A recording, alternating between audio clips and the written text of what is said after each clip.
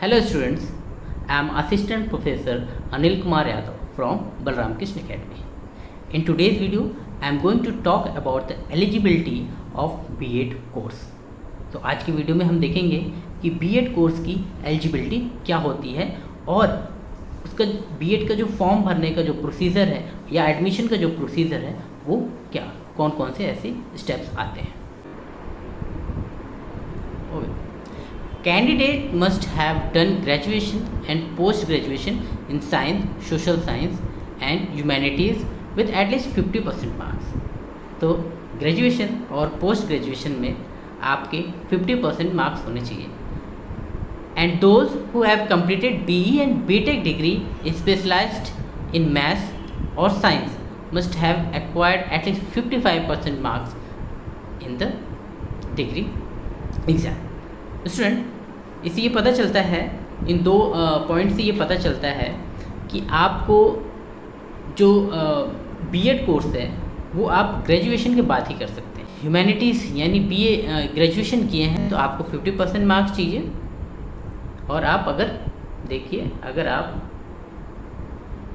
आपने post graduation या graduation किया हुआ है तो आपके जो मार्क्स होंगे वो कितने होंगे 50%. और अगर आपने BE और BTech किया है मैथ्स और साइंस में तो आपके जो मार्क्स होंगे वो 55% होने चाहिए. दोस्तों फाइनल ईयर स्टूडेंट्स में ऑल्सो भी अप्लाइड. अगर आप फाइनल ईयर में हैं तो भी आप अप्लाई कर सकते हैं. ये एक एग्ज़ाम्पल है, जैसे आपको एग्ज़ाम हो चुका है B.Ed 2023 का, तो आगे जो एग्ज़ाम होगा यानी 2024 में होगा तो उसमें अगर आप एलिजिबल आप फाइनल ईयर में हैं तो भी आप फॉर्म भर सकते हैं. Candidates who have any disability with get a relaxation of 5% marks. ठीक है, अगर किसी भी स्टूडेंट के जो किसी भी तरीके की डिसेबिलिटी है तो उनको 5% जो रिलैक्सेशन है वो मिलेगा. आगे बढ़ते हैं स्टूडेंट्स. Now educational qualification. दोस्तों अगर आप B.Ed में अप्लाई करना चाहते हैं तो तो जो पहला पॉइंट है जो आपका एजुकेशन क्वालिफिकेशन होगा, पहले तो आप कोई भी स्ट्रीम ऑप्ट कर सकते हैं. कोई भी स्ट्रीम ऑप्ट कर सकते हैं इस एग्जामिनेशन के लिए. And applicant have filled their complete detail of 10th and 12th. आप 10th एंड 12th जाहिर सी बात है स्टूडेंट, अगर आप ग्रेजुएशन और पोस्ट ग्रेजुएशन इसकी मिनिमम एलिजिबिलिटी है तो आपको 10th और 12th तो आपके पास डिग्री होनी चाहिए 10th और 12th की. वो हैव अपीयर्ड. अगर आप अपीयर्ड हैं UG या PG के फाइनल ईयर या फाइनल सेमेस्टर में 2023 हम इसलिए ले रहे हैं क्योंकि जो नोटिफिकेशन मैंने लिया था वो इस 2023 का था, इसलिए हर जगह 2023 आएगा. ये आगे के लिए भी एलिजिबल है. तो अगर आप अपीयरिंग में हैं किसी भी यूनिवर्सिटी या कॉलेज से तो उस यूनिवर्सिटी का जो रोल नंबर होगा वो आपको मेंशन करना होगा. यानी जब आप फाइनल ईयर में होंगे तो आप फॉर्म भर रहे होंगे B.Ed का, तो उस समय आपको क्या करना होगा, उसका रोल नंबर आपको मेंशन करना होगा जब आप फॉर्म भरेंगे. ग्रेजुएशन फोर्थ पॉइंट देखते हैं कि जब आप ग्रेजुएशन या पोस्ट ग्रेजुएशन अगर आप जनरल कैंडिडेट हैं और OBC कैंडिडेट हैं तो आपको मिनिमम जो एलिजिबिलिटी जैसे हम पिछले बताए हैं इसके लिए आपको 55% मार्क्स चाहिए. For other course like BA, BSc, BCom उसके लिए आपको मिनिमम एलिजिबिलिटी 50 है. एक बार और क्लियर कर दिया जाए कि अगर आपने BE और BTech डिग्री ऑप्ट किया है और आप जनरल या OBC में आते हैं तो आपको 55% मार्क्स. अगर आपने BE और BTech किया है, अगर आप BA, BSc, BCom, MA ये इन कोर्सेज में हैं अगर आप तो आपको 50% मार्क्स होने चाहिए. For SC, ST and PWD अगर आप SC, ST या PWD में आते हैं कैटेगरी में आते हैं तो आपको केवल आपका पासिंग सर्टिफिकेट मायने रखता है. आइए अब सबसे बड़ी बात कि हाउ टू अप्लाई, कि हम अप्लाई कैसे करें. तो यहाँ स्टेप वाइज आपको बताया गया है कि आपको अप्लाई कैसे करना है B.Ed के कोर्स में. पहला, जब आप वेट करिए कि नोटिफिकेशन आए. जैसे B.Ed कोर्स का नोटिफिकेशन आता है, एडमिशन का नोटिफिकेशन आता है तो आप पहले उस पर क्या जाके रजिस्ट्रेशन करें। तो पहला स्टेप आपका क्या होगा, पहला स्टेप आपका क्या होगा, रजिस्ट्रेशन का। पहला स्टेप रजिस्ट्रेशन है। सेकेंड स्टेप आपको एप्लीकेशन फॉर्म फिल करना होगा। जो भी स्टेप 2 में क्या होगा, पर्सनल डिटेल पूछा जाएगा। ओके, आपका नाम, आपकी क्वालिफ़िकेशन जो भी है वो पर्सनल डिटेल पूछा जाएगा। फिर सेकंड, आपको वो जो भी आपने डिटेल भरे हैं उसका डॉक्यूमेंट भी भरना पड़ेगा। जैसे आपने 10th या 12th का या ग्रेजुएशन का कुछ मार्कशीट जो आपने फिल किया है तो उसको आपको डॉक्यूमेंट अपलोड करना पड़ेगा। ओके, एक फ़ोटो आईडी प्रूफ, यानी किसी कोई भी आधार कार्ड या वो ड्राइविंग लाइसेंस भी हो सकता है, वो आपका आधार कार्ड भी हो सकता है, वो अन्य कोई भी डॉक्यूमेंट, ये कोई भी आईडी प्रूफ हो सकता है। सेकेंड है caste certificate. Caste certificate if required, अगर आपको ज़रूरत है। ओके, वैसे ओबीसी जनरल को किसी भी प्रकार का इसमें रिजर्वेशन नहीं है। अगर आप SC ST होंगे तो आपको कास्ट सर्टिफिकेट रिक्वायरमेंट होगा। इनकम सर्टिफिकेट होना चाहिए आपके पास। अगर इनकम सर्टिफिकेट रिक्वायर्ड है, अगर आप आगे फेलोशिप या अदर के क्राइटेरिया में आते हैं जिसमें आपको ज़रूरत पड़ेगी इनकम सर्टिफिकेट की, तो आपको ये लगाना पड़ेगा। तीसरा जो पॉइंट आता है, आपको सेंटर चूज़ करने का आता है। आपको सेंटर चूज़ करना पड़ेगा। 5 ऑप्शन होंगे जिसमें आप कोई भी सेंटर चूज़ कर सकते हैं। फोर्थ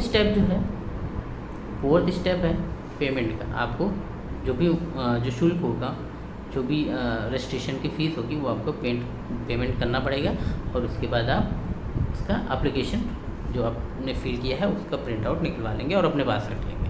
नाउ इसके बाद क्या होगा, आपको वेट करना पड़ेगा, यानी आफ्टर फिलिंग द फॉर्म। अब आपको क्या करना पड़ेगा, वेट करना पड़ेगा कि कब एडमिट कार्ड आता है। जब एडमिट कार्ड आए आपको उसको डाउनलोड करना है।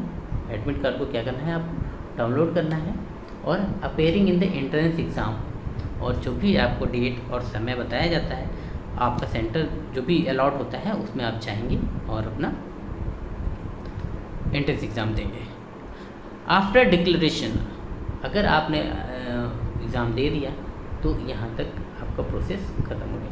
अब जब जैसे ही आप इंतज़ार करेंगे रिज़ल्ट का, और जैसे ही रिज़ल्ट आता है तो आपको ऑनलाइन काउंसलिंग करानी पड़ेगी। यानी आपको कॉलेज अलॉटमेंट की ये जो स्टेज है वो शुरू हो जाएगा। तो आपको अलॉटमेंट कराना पड़ेगा अपने किसी जो भी जिस कॉलेज में आप इंटरेस्टेड हैं। वैसे मैं आपको बीच में बताना चाहता हूँ कि लखनऊ में one of the best college है बलराम कृष्ण एकेडमी। तो आप बलराम कृष्ण एकेडमी को प्रेफरेंस दे सकते हैं।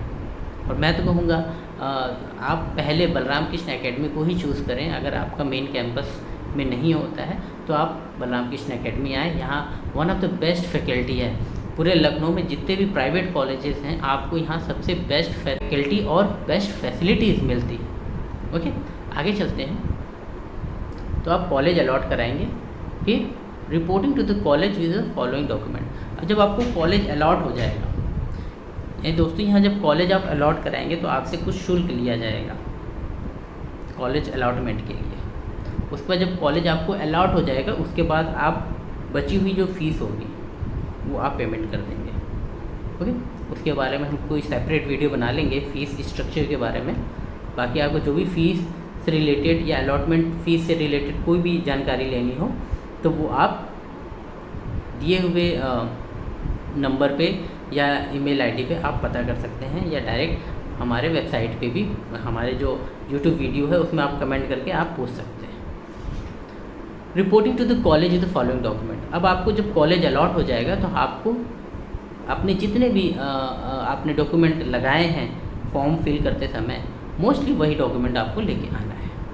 आपको क्या लेके आना है, एकेडमिक्स डॉक्यूमेंट लेके आना है। जो भी आपके एकेडमिक हैं, 10th 12th graduation post graduation की जो भी आपकी मार्कशीट और डिग्री है वो सारे सब कुछ रहेगा। आईडी प्रूफ जो आपने लगाया था वो आईडी प्रूफ लेके आना है। Caste certificate, income certificate. Okay, now the next step जो आपकी पेमेंट होगी, जो आपने रिमेनिंग फ़ीस होगी, यानी जब आप कॉलेज अलॉटमेंट के समय जो आप नियर बाई 5,000 आपको कॉलेज अलॉटमेंट रहता है अप्रॉक्स।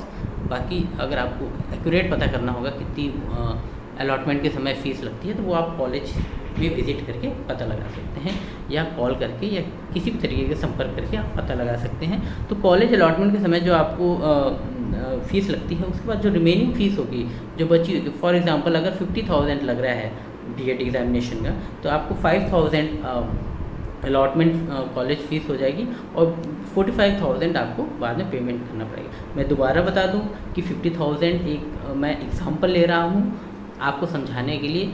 फ़ीस स्ट्रक्चर जो है वो आपको ऑफिस में या कॉलेज ऑफिस में या लखनऊ यूनिवर्सिटी की वेबसाइट से पता लग जाएगा।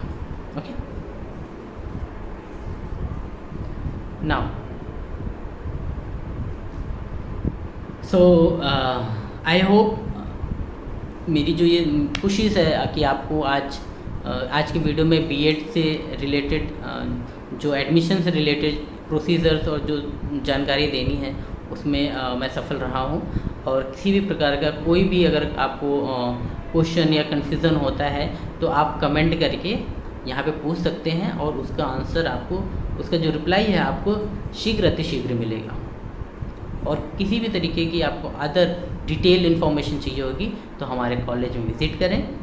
हमारा कॉलेज बलराम कृष्ण एकेडमी मोहनलालगंज, जो कि बहुत ही अच्छा इंफ्रास्ट्रक्चर से लैस है, बहुत ही अच्छे हमारे यहाँ फैकल्टीज़ हैं। तो आप यहाँ आके हम लोग के कॉलेज में विज़िट कर सकते हैं और सारी जानकारी ले सकते हैं।